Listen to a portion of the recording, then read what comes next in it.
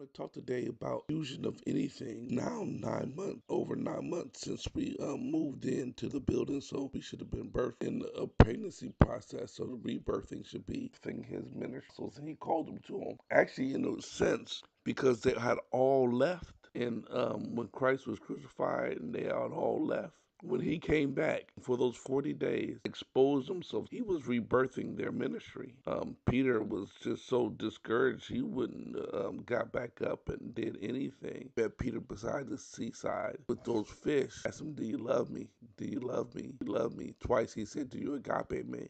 And the last time he said, "Do you even like me?" And he was rebirthing him into ministry. Those who had not held stood beside him. And he came to rebirth them back into their destiny and point them right back into the path where they're going. And let them know you're still apostles. Let them know they were still his call. It was the African theologian named Origen, who was who was born like in like the end of 100, like 180, considered the third century. If you lived in the 200s, African theologian Origen from Alexandria said that our promises discussed a lot about titles being, and he was relating the titles of God when he says the titles of God. Just not functions and things he do. They're promises. When you call Jesus Lord or Lord, it's a promise. When Jesus is the light of the world, it's a promise. That he had a theology that said titles are promises. That of what God does and what we do.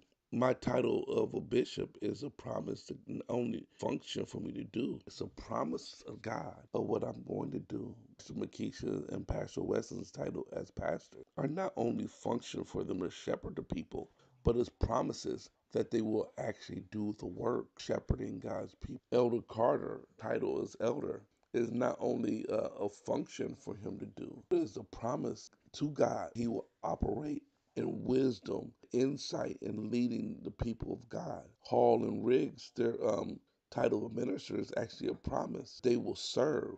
It will be more about serving. Deacon Frank and Deaconess Jennifer, their titles are titles are promises. They too shall serve, and they will serve in areas that of organization and putting things together. Ministry heads are titles, and directors are titles that you would direct, head, and lead up, and shore up and make sure things are going in the right direction. So after the Jesus Christ he risen from the dead, he had to reignite and reinvigorate them and rebirth them back into their. What I'm saying is, now that we've been rebirthed, where are you at in your destiny? Where are you at in the things that you told God, I will do this. You told God, I will accept this task. You told God, I will accept this responsibility.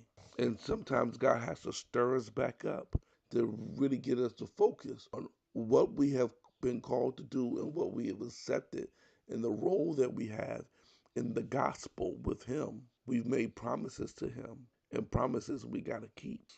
Any insight somebody want to share? Questions?